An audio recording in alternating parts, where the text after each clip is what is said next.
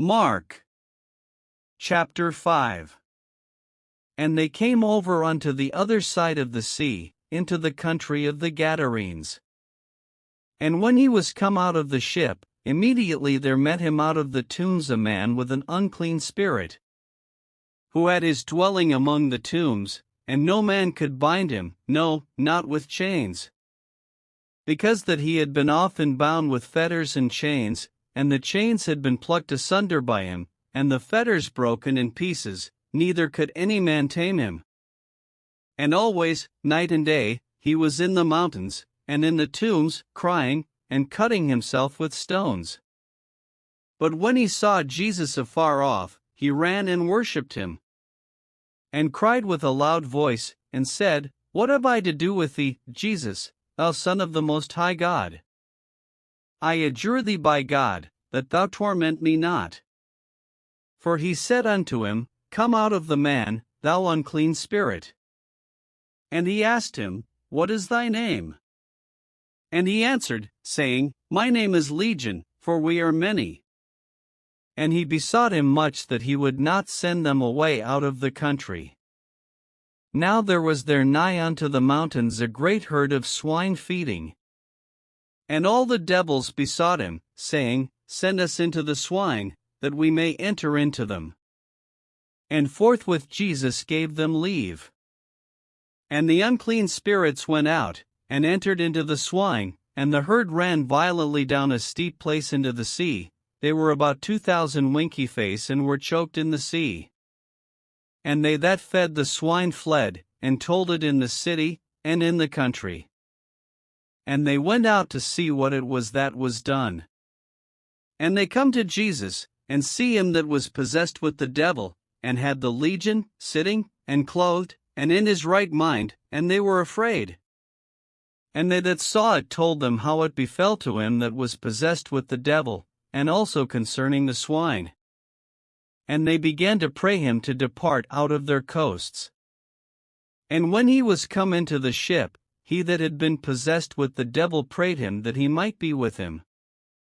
Howbeit Jesus suffered him not, but saith unto him, Go home to thy friends, and tell them how great things the Lord hath done for thee, and hath had compassion on thee. And he departed, and began to publish in Decapolis how great things Jesus had done for him, and all men did marvel. And when Jesus was passed over again by ship unto the other side, much people gathered unto him, and he was nigh unto the sea. And, behold, there cometh one of the rulers of the synagogue, Jairus by name, and when he saw him, he fell at his feet, and besought him greatly, saying, My little daughter lieth at the point of death. I pray thee, come and lay thy hands on her, that she may be healed, and she shall live. And Jesus went with him, and much people followed him, and thronged him.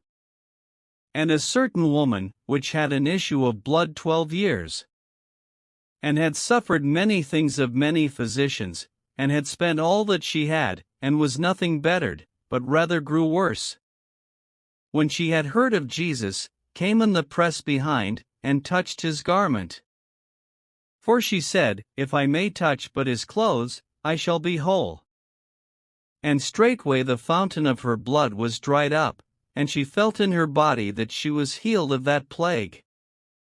And Jesus, immediately knowing in himself that virtue had gone out of him, turned him about in the press, and said, Who touched my clothes? And his disciples said unto him, Thou sayest the multitude thronging thee, and sayest thou, Who touched me? And he looked round about to see her that had done this thing. But the woman, fearing and trembling, knowing what was done in her, came and fell down before him, and told him all the truth. And he said unto her, Daughter, thy faith hath made thee whole, go in peace, and be whole of thy plague. While he yet spake, there came from the ruler of the synagogue's house certain which said, Thy daughter is dead, why troublest thou the master any further? As soon as Jesus heard the word that was spoken, he saith unto the ruler of the synagogue, Be not afraid, only believe. And he suffered no man to follow him, save Peter, and James, and John the brother of James. And he cometh to the house of the ruler of the synagogue, and seeth the tumult, and them that wept and wailed greatly. And when he was come in, he saith unto them, Why make ye this ado, and weep? The damsel is not dead, but sleepeth. And they laughed him to scorn.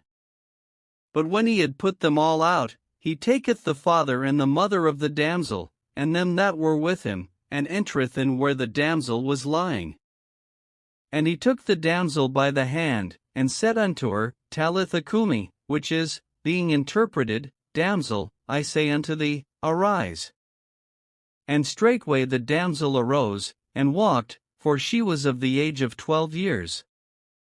And they were astonished with a great astonishment. And he charged them straitly that no man should know it, and commanded that something should be given her to eat.